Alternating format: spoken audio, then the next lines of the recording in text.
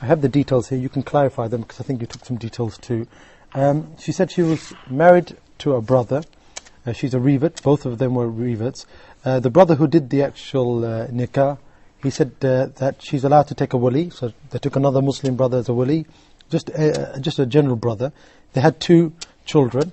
They also got divorced 3 times and had children.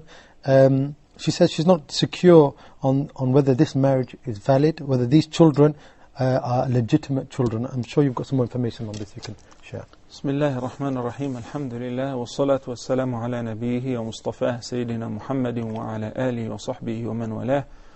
I praise Allah and I seek His help. Whomsoever Allah guides is the truly guided one, and whomsoever Allah leaves astray, no one can show him guidance. May the best peace and blessings be upon Prophet Muhammad sallallahu alayhi wa sallam.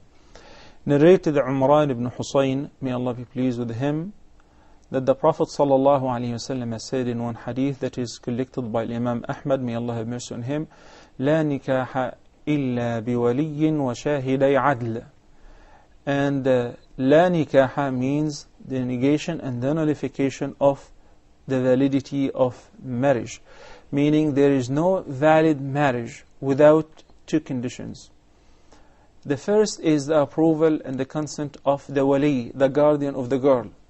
And it applies to a girl who is virgin, I mean for the first time to get married, or thayyib, that happened to be married before, either widowed or divorced.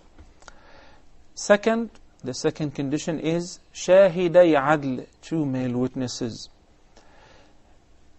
If the nikah does not fulfill these conditions, if a woman marries herself without the approval of her wali, without consulting him, then the nikah would be considered batil. As it's also stated in the hadith that's narrated by the mother of the believers, Aisha radiyallahu ta'ala anha ardaha, she said that the Prophet sallallahu alayhi wa sallam said, لا نكاح إلا بولي وشاهدي عدل. And any nikah does not fulfill these conditions is batil, means invalid. Accordingly, the consequences of having an invalid marriage, that the court must separate between the couple, and the couple must stay away from each other right away once realizing and recognizing this marriage is incomplete and invalid. Yet there will be other conditions, such as what if there was a khalwa, they consummated the marriage, and he contacted her sexually, and there was a result, as a result of that, a child between them. Will that child considered be a child out of wedlock or within wedlock? Scholars said, since this marriage was a marriage but missing one of the conditions, so there is a shubha or a confusion, this child will be attributed or ascribed to the father. No problem with that. But the other consequences will not be dealt with as if it is an official and a valid marriage, such as inheritance. There is no inheritance between them. And if there is a dowry, we'll give her the least, because that was not an official valid marriage. What if we separate them?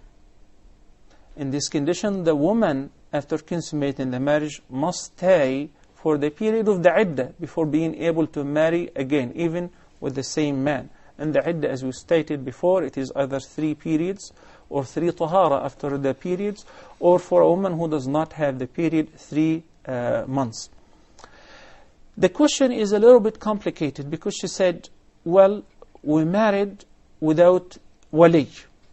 The wali is only for the girl, for the wife. Then, after he divorced her 3 times, now they figured out that this marriage was invalid and nullified. So they decided to get married again with the consent of a wali. So they started over, and they got married again, and accordingly they have children. Unfortunately, many Muslims who are living in the West, they pick and they choose madhahib according to their hawa. It is clearly understood that the opinion which I stated in the beginning is the opinion of the vast majority of the fuqaha. الإمام الشافعي وأحمد ومالك وسفيان الثوري وابن تيمية وابن القيم and many others. Opposed to this opinion is the opinion of Imam Abu Hanifa, who said, no, a woman does not really have to have the agreement of a wali, and a woman can give herself in marriage without the consent of her wali if she is mature enough and she is a baligha. And this opinion, of course, according to the stated hadith and references and the Quranic verse, فَلَا تَعْضُلُهُنَّ أَن يَنْكِحْنَ أَزْوَاجَهُنَّ إِذَا تَرَاضَوْا بَيْنَهُمْ بِالْمَعْرُوفِ. This is an invalid opinion. So they adopt this opinion and said, but Imam Abu Hanifa said so. And if he divorces her for 3 times, which means irreversible divorce, طَلَاقٌ بَائِن, and he cannot remarry her again, unless if she gets married to somebody else, and she lives with him, and they consummate the marriage, and even if there is a divorce or separation, not pre-planned, okay?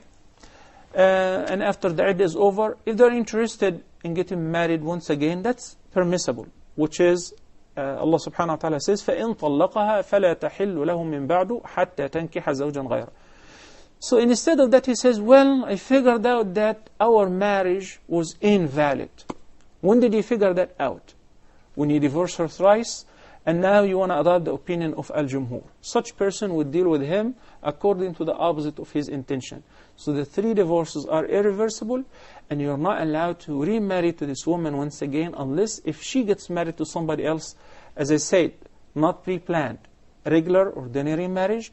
And if there is separation in the future, and you guys are interested to return back to each other, a new marriage contract should be stated. Jazakallah khair, Sheikh.